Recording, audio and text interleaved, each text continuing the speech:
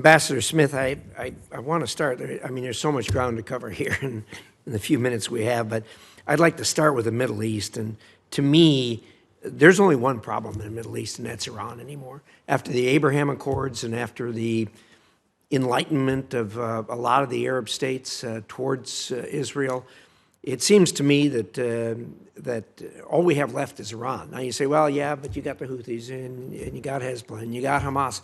These are all extensions of Iran. And Iran really operates with impunity through these organizations. I mean, we look at what's happening in the Red Sea. We look at what's happening in Gaza. And these are all strings that are being pulled by Iran. Yet they sit there happy in Tehran without having to pay a price. In the last administration, we really turned the screw on them tightly. They were down to under 250,000 barrels of oil a day. And this whole thing's based on oil and money. Oil is money. Without the money, they certainly couldn't do the kinds of things that they're doing in Lebanon, in Gaza, or in the Red Sea. And yet, this administration has allowed the production of oil to go way up into the millions of barrels every day. Help me understand the thinking of the administration in this regard. I know at the outset, they wanted to sit down and try to talk about their nuclear ambitions and get a new agreement. But this isn't working. Give me your thoughts on this. I think instead of talking about these other things, we need to focus really on Iran. That's where the problem is. You agree or disagree with that, by the way? Well, Ranking Member Risch, certainly I agree with you 100%. We need to maintain focus on Iran. This is a country that is engaging in terrorist activity. It is using a vast network of proxies, not just in the Middle East, by the way, in multiple other regions as well. This is a country that continues to suppress its own people. This is a country that is providing the critical assistance that Russia needs to pursue this war of aggression inside Ukraine.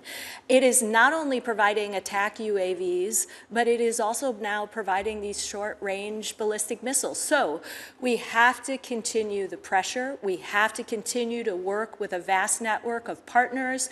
We just imposed additional sanctions yesterday with the E3 in Europe in light of the news about the ballistic missiles, but we need to do more. We have to get at the financing for these terrorist activities. We have to protect Israel and continue to maintain our focus. So 100% with you. And Ranking Member Risch, let me assure you right here and now that if I am confirmed, this will be one of the key features of my mission, without a doubt, that I will spend an extraordinary amount of time on Iran. Well, that's encouraging to hear. We're in absolute agreement on what the problem is. The solution, maybe we're not as much. The administration, in my judgment, has been a total failure on turning the screw on Iran.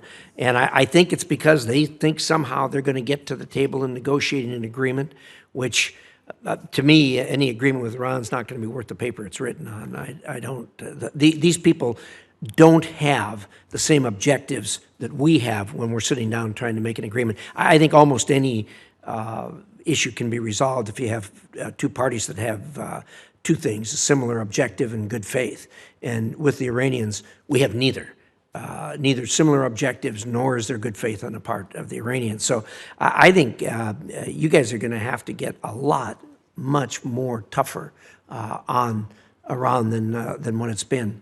And I'm refreshed to hear your commitment to do that. That's the only way this thing's going to get done. They really should have to pay the price for what they're doing, and they're not paying the price. They're fat and happy where they are and shelling the money out, a lot of it that we sent to them to do these kinds of things all over the world. Well, we've only got a little bit of time left. Tell me your thoughts on China. I feel the same way about China. Certainly, it's in a different way and at a different level. But again, the administration has not made China pay the price for some of the things that they've been doing. Your thoughts on that? Well, perhaps as quickly as I can, Senator, look, this is a country that is telling a very different story than reality.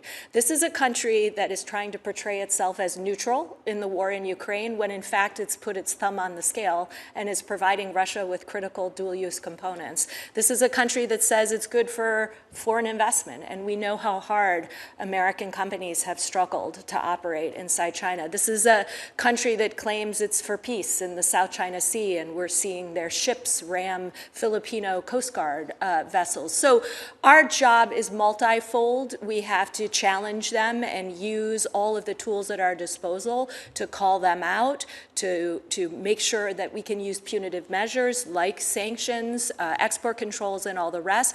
But we also have to work with countries all around the world, places like Africa, Latin America, Europe, to help countries understand the risks that they incur by accepting Chinese investments or interests in their ports and other bits of critical infrastructure. So this is an extraordinarily complex challenge, but again, count me in. If confirmed, I know that this also will occupy a lot of my time, and I commit to work with you.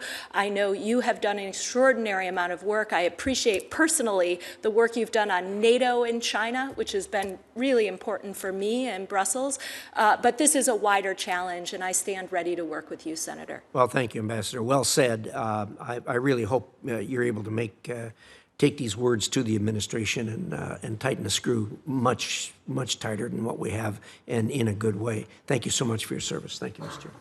Senator Shaheen.